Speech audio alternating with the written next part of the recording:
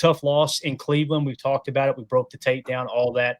It looks like the team is ready to turn the page. Rob Domofsky tweeted out a day after Elton Jenkins said, quote, "I've played like poopy," end of quote. Kind of paraphrasing there, obviously. Matt LaFleur called it a mature response. He said, quote, "He's one of our better players, so in order to win games in this league, you need your best players to play at their best. It wasn't just him. It was all of us, myself included." Love the mindset of the team. Nobody passing blame, nobody pointing fingers. Jordan said he needed to play better. Matt LaFleur led the charge there in the post-game presser. He needs to coach better. Obviously, everybody across the board could have done a little bit more to pull out that win there in Cleveland. I'm not overly concerned, but I love Elton's response here, man, just kind of taking ownership because it did look bad. But when you go back and watch the tape, he was on skates all day, and look for them to rebound here against the Dallas Cowboys. Man, what do you think about the mindset of the team so far, man? Yeah, I think it's one of those where it kind of just resets you, right? It's, hey, I kind of got a little bit, either clouded or whatever. I just wasn't putting 110 in. Maybe I was putting 95 in and still getting it done. But it's just a quick reset, get back on track, take care of that. Like you said, everyone was taking blame. Matt, Elton, Micah. I mean, you listened to McManus when he was talking, even him, they're asking him, was it the guy on the edge that did it? Was it up the middle? Hey, sometimes you get beat on a kick, sometimes you just get beat on a play. It's, I thought maybe I hit it, but, I just want everyone to know that when I go out there, we're going to be, expect me to make that kick. Same with, Rich and everybody. So it's like, no one's going to put anybody down. I love that about the team, but they all know what they need to do right and to get right and how to approach it. Absolutely. Coach Lynn in the chat says Elton Jenkins must be watching the show. And he also said, love when a player calls himself out. Absolutely, man. It's all about ownership. Now, I will say this. I love Jacob Morley on Twitter. His tweet here, he said, "Weird. I thought it was over." As you could see here, that it was an image that was tweeted out by Kaushi, whoever that is, said best playoff odds of any NFL team. Again, this was as of 2:12 p.m. today is when he tweeted this out. The Packers have the best odds of any NFL team to make the playoffs at 82%. And again, I love how Jacob Morley said, "Weird. I thought it was over." Isn't it crazy how we went from we're the Super Bowl favorite to some fans pretending like the freaking season was over because you lost by 3 points on the road in the NFL? Yeah, no, absolutely. And again, how happy are we that we're 2-1 at this point? Where would we have been at the beginning of this season when we were talking about going 2-1 into Dallas? It didn't matter who those teams are. If you just had us on win-loss columns, I think it wouldn't be as big of a deal. But yeah, it's not bad. You still got to have faith in this team, and I think they're still hungry. You just got a little smacked around. Hey, it happened before the bye week, which I think maybe that might be a blessing because maybe we do come out a little slow on the bye or not prepared, or maybe you're taking a little lax. I don't think that they're going to let that happen this year. I think because they talked about it all off season. We know what we need to do. We know what we're chasing after. It's more than just, taking the division or something like that. They want more. So I think that mentality might come back and kind of relight that fire.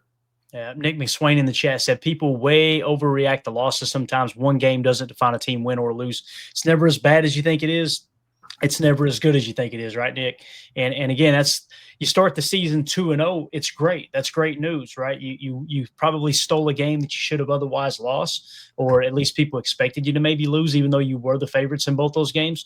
I like where this team's at, man, and I think you get that tough loss out of the way, kind of reset. Now, listen, the offensive line's banged up. There's no two ways about it, and that's going to be an uphill battle for the foreseeable future. Luckily, we got a bye week coming up next week. You can kind of reset. Who knows? You might make a roster move, too, to try to bolster the offensive line. I wouldn't be surprised with that as well, but completely agree there, Nick. So Matt Schneidman had tweeted out here,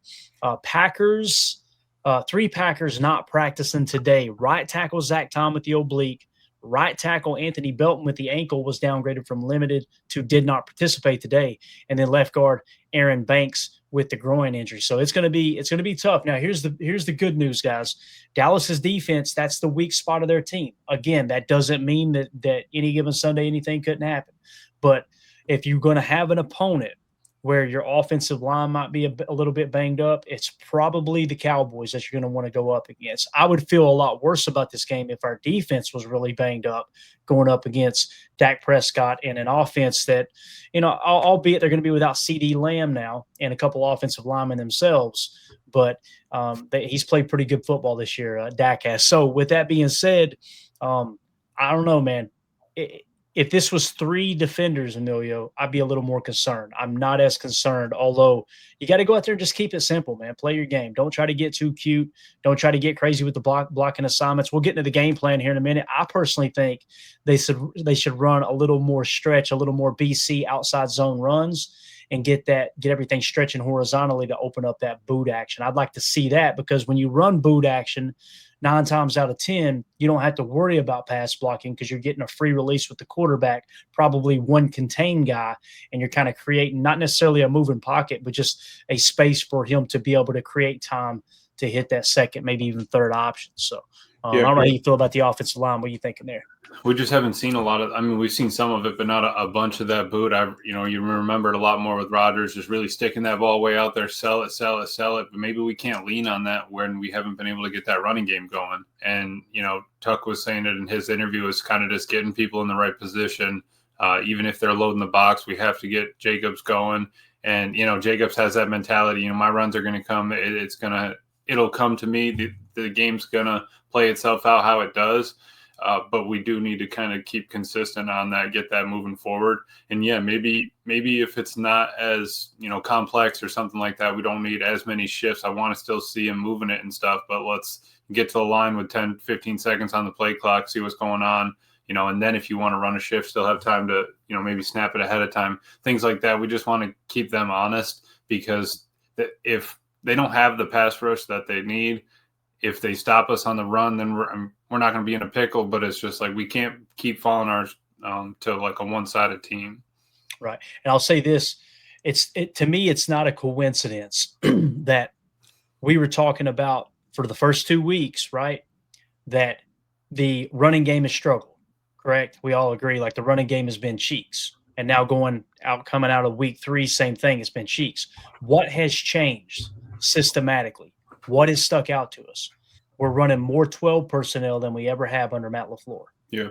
So what I'm saying is, get away from 12, get into 11 a little bit more, open things up, spread things out a touch, and then be willing to run some of those outside zones. Here's the other thing. I've seen some comments in the chat about we need to get under center. I completely disagree. I think we need to get back to the gun RPO aspect of the offense. Not every play. You shouldn't abandon under center completely. But what I've seen here recently is you're not playing that RPO game near as much as you have in the past. So I would like to see them press into that aspect, open things up in the running game that way. That coincides with 11 personnel. You can do it out of any personnel, and you can also run RPOs from under center. To me, they're just not as effective when you're spreading things out. So I would like to see it kind of in the opposite direction there. I don't know how you feel about that, man, in terms of the RPO look and maybe getting into gun a little bit more. Again, I think the chat is pretty firm in their belief. They think we should stay under center. But again, when you're in 12 personnel, I mean, we've seen it. What was it? We ran was it a 13? It was a 13 nasty gun, right? Out of that gun, we were effective. When you're going back under center, it just feels like you're not as effective running the ball. And I will say this, for 2 years running, I had ran the numbers. I don't know if I did it last year, but I know I did it for 2 years. I think it was 22 and 23. And we had a better yards per carry when running out of the gun than we did under center. That was a fact. So it doesn't mean it's going to be like that the rest of this year, but that's how the numbers fell. So and you can be in 12 in gun, you can be in 13 in gun too. It's not like you can have them attached, you can have them stacked, you can bring Tuck into the backfield. It could be gun full, half full house, something like that. And we saw a little bit of pistol this game as well. I think that's acceptable also. But if you're talking about under gun RPO, the only one we really saw this year was on the goal line when Jacobs was going to get that handoff and Love just lifted his head up and just drilled that quick slant to Dobbs. So it's just a harder look. You're almost looking like in the back of your head, or a quick look at the beginning of the snap and just hoping that the corner's not there. You can see a lot more when it's basically like when you're under center, it's more like man. When you're in the gun, it's more like zone. You can you have eyes on everything. You can see what's going on. So I do like that. Even the pistol, just get him a little bit of breathing room. But I think we need to get the run game going to sell anything else. They're just not buying it. And to me, I haven't seen a whole lot of outside zone runs, right? Yeah. So that's why I'm like, why not give that a shot? Why not? Let's build a game plan around that and try to exploit their linebackers, who, according to PFF and according to passer rating when targeted, have been pretty darn bad so far in this young season for sure. Aaron Rodgers go ahead. I'm sorry. I was just going to say, are we worried about the line, like reaching left and right? Like, are we worried about them going down the line at all? No more worried than us coming out in a 12 or a 13 personnel and just hitting our head against them. Yeah, right. You know what I mean? Yep. Because what would you say is Josh Jacobs' strength? Because to me, I think it's his ability to cut, to make guys miss. He doesn't have that top end speed, obviously, but boy, oh boy, he can make guys miss. So if you do have guys that are kind of breaking free on some of these outside zones, you're giving him more space to work with, as opposed to, all right, man, this is designed with a little sift. We're going straight to the A gap. Right. And if they clog that A gap because you've got 12 personnel and they got their base, or maybe even a heavier than their base, they may go with kind of a hybrid 4-4 look or something. He has nowhere to go. If you stretch it, you can come out with 2 or 3 cutback lanes. I love that. And again, I'm not saying it's going to work, but you got to try something different. Give him an option. I love that. Go back to what we kind of did with Aaron Jones. Get him outside. You can go way outside to 9, or you can cut it in up on 1 if you have that lane. They overplay it. Kenny gets too stretched out, whatever it is. Take advantage of it. Yeah, definitely. Aaron Rodgers with the super chat. Appreciate you, buddy. Evening PTA thoughts on the music chairs on O-line and what happened to pony package misdirection run. We ran one play, if I remember correctly, and I don't know if it was pony. I think it was a double sidecar where we did a little bit of a fake misdirection. But you're right, that's been missing a touch. And I think what it comes down to is, to be honest with you, Aaron, is we can't even run a simple duo right now. So when you get into trying to get these linemen to run misdirection and this guard pulling there and that tackle pulling backside and all this and that, I think that might be why LaFleur is a little more hesitant in that regard. It might be also he's seeing the same thing we're seeing in the run game, that we're just kind of hitting our head against the wall. That might have been why he went to passing plays in those 3rd and shorts too. Like he didn't have a whole lot of confidence in getting that first down. Thank you for the super chat, buddy. Appreciate you, man. Thoughts on the musical chairs with offensive line? I absolutely hate it. I hate it, man. I would love things to be a lot more firm. You got a backup left tackle, you got a backup right tackle, and you got a couple backup interior guys, and stop trying to mix and match in this. And I know Coach Steno doubled down on it in his presser today, Emilio, but I could not disagree more, man. Didn't get to Steno's presser, so I'm excited to listen to that. But yeah, it's the musical chairs is rough. We can't have it. We were planning for it. I mean, at this point, I'm glad we didn't take a corner. I'm glad we were a little bit off on that in the draft, because geez, it's like we needed this at this point. We back-to-back years, you go to the line. We didn't find those 4th round gems like Zach Tom, but we need to find somebody that can step in here and play some ball for us. So that's going to be key. And I just think that it's something that this team can kind of get through, but they all need to kind of work together. It's that 111th on offense, the 111th on teams and defense, but the offense just needs to start sort of clicking. Yeah. All right. So moving on to practice from earlier today, Rob Domofsky had tweeted this out. Javon Bullard back on the field in pads, a sign he's progressing through concussion protocol, not cleared yet. No sign of Anthony Belton, who was limited yesterday because of an ankle.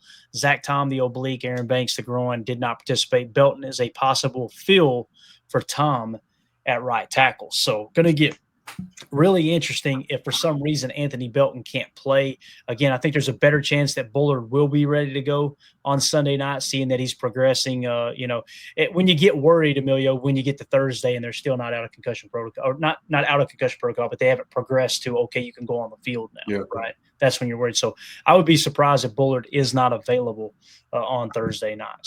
On Sunday night for sure. So, yeah, super happy for Bull. That was one of the first worries when we saw the opening injury report. Just want him to be all right, and love that he's already back on the field moving around. So hopefully he just got his bell rung that day and was kind of just taking it easy for the first couple days back. And then, let's get him back out there and get going. Yeah. This is what I was referring to. J. Cole said, Steno mentioned that Jordan Morgan can play anywhere on the line. Bro, we have eyes. Normally, I would just kind of defer on a comment like this, Jay, but I couldn't agree more, man.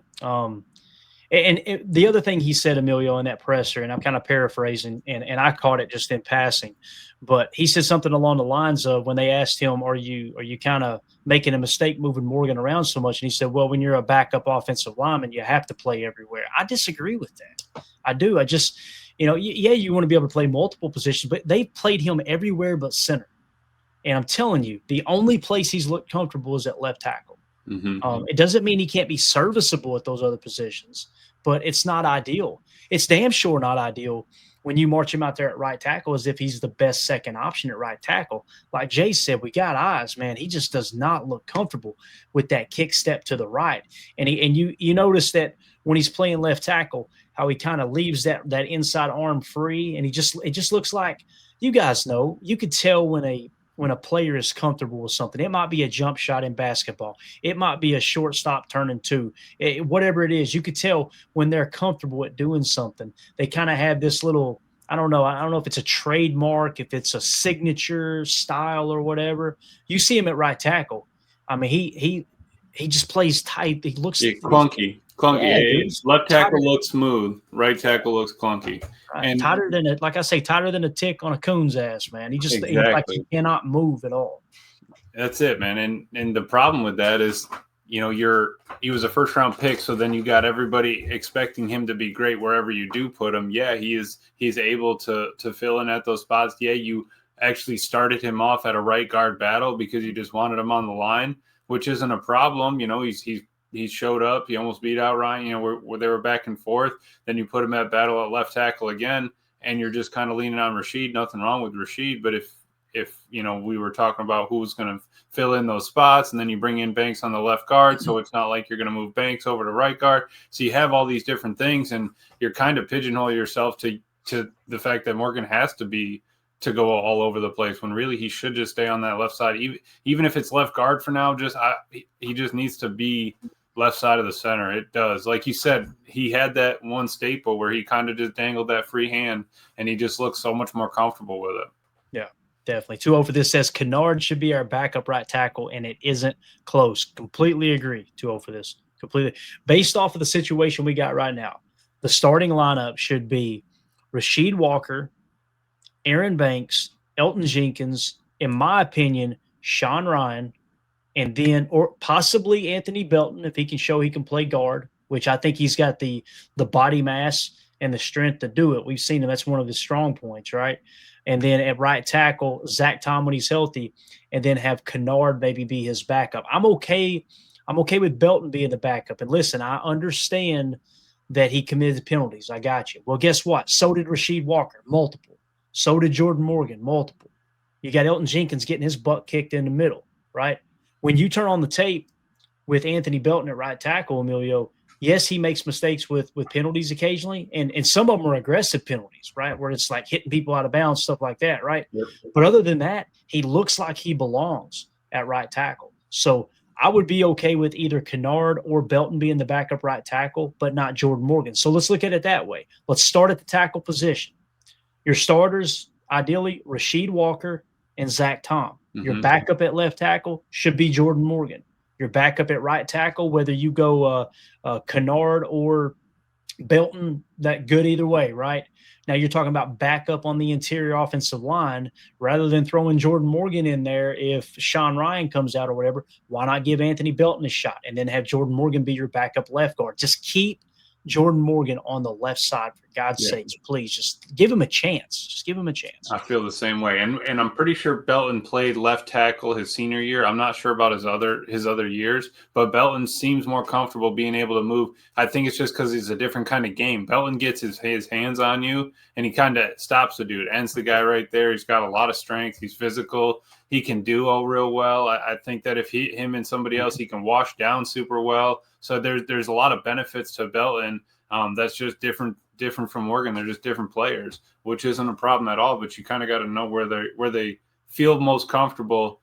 Even if you might have to take a 5% ding or something, I would rather keep them comfortable and say, hey, maybe we're going to be 80% instead of 85% if we put all of our quote unquote best out there, moving them all around as chess pieces.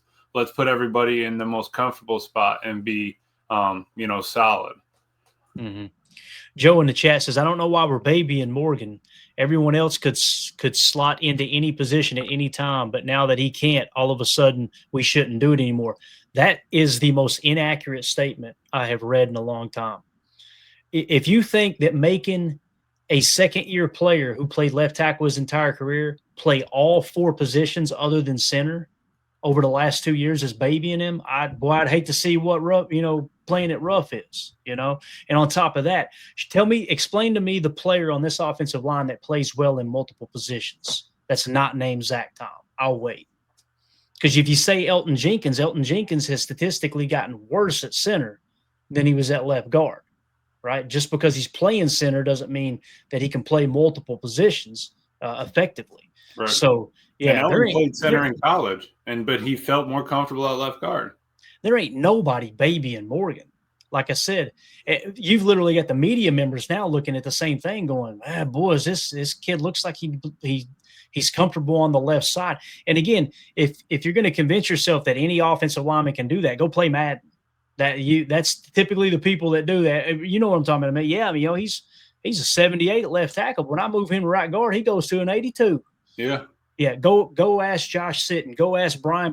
Brian Bulaga was drafted to be a left tackle, right? Well, because they had I think they had Chad Clifton at left tackle at the time. They said, we'll just play you at guard. Ask him how easy it is to do that. Was Brian Bulaga bad at football? Were they babying Brian Bulaga? They realized by the end of training camp, Brian Bulaga couldn't do it. So what do? They kicked him all the way out the right tackle. And he tried to settle in there and learn that position. So that's just simply not true that, anybody can plug and play anywhere. That's just that's absolutely crazy. And again, that's not my opinion. That's offensive linemen who have played in the league for a significant amount of time that say that. And again, we always use the disgusting analogy that Josh Sitton came up with, talking about trying to wipe with the opposite hand. It's not an easy thing to do to just bounce back and forth on the offensive line. So another guy that's looking to get healthy here, obviously Rob Domofsky tweeted this out. Packers tight end Tucker Kraft, speaking for the first time since his knee injury in practice last Thursday, said it, quote, got extended in a weird way while blocking. Confirmed that's why he's been wearing the sleeve on his right leg. Initial reports that it was a left knee were incorrect. So it was actually his right knee, not his left knee. And obviously that happened in practice. So I think Tucker's going to get healthier as the season goes along. I think he's off to a good start too. So just want to give you guys that quick little update. Let's move along to the entire injury report, and then we'll jump into the game plan a touch. So it's a long list. Everything that we covered yesterday stays the same, other than Anthony Belton with the ankle was limited yesterday. He did not participate today. Okay, so that's a little bit alarming for me. And then the other thing that changed, obviously, Javon Bullard still in concussion protocol, did not participate, and he was limited today. Other than that, everything has pretty much stayed the same across the injury report. It's a long list, but when you look at this list, let's just focus on the did not participate, Amelia. We talked about it. Aaron Banks, Anthony Belton, let's see, Zach Tom. Those are the only did not participate. So the offensive line is what's going to take a hit. You obviously signed Brant Banks to be on your active roster to play offensive line this week. I think that was part of the plan there, knowing that they were going to be really, really light, I guess, at the position, offensive line in general. So other than offensive line, I feel pretty good about the injury report, even though it does look a little alarming on the surface here. I think most of these guys, if not all of them, will be playing. Yeah, not terribly concerned about it. It just looks visually super long. Hope Bull's all right. Like I said, Tucker I think he's going to be all right. He said that he had maybe done something like this kind of when he was younger back in high school, but no worries now. Really, he just likes to wear compression. And yeah, really not too worried about it. Yeah. And then on the Cowboys side, the things that changed, the Deron Bland cornerback with the foot injury went from limited to full participation. We should expect him to play. You've got Bridges cornerback went from limited to full. He'll play.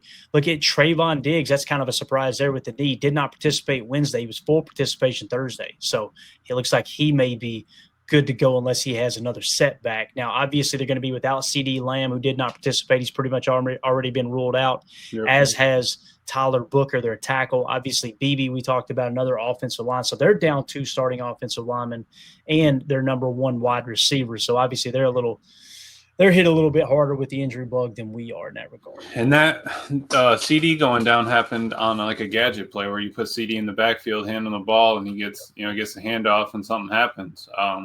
So it's one of those freak things. You know what they said on their pod was hey, if you're going to go up to Shoddy and say one thing to him, he would say, hey, if you're going to run CD back there, just know I can't replace him.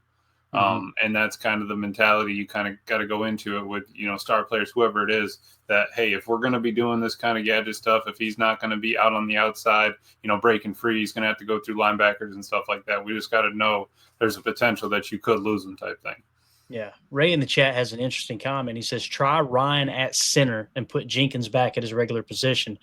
I'm not like completely opposed to that, Ray, but what we need, I feel like what the top priority should be. And again, I'm no more important a fan as you are, right? It's just my opinion based off of your comment here. I want less moving parts, right? I think we would all agree this Elton Jenkins at center, that's the plan for the entire year. So let's try to give him a chance to settle in. Now, obviously, he's familiar with center. He played center all through college and played it at a very high level at Mississippi State, right? But obviously, he gets to the league. He's only played it when the offensive line's gotten a little banged up.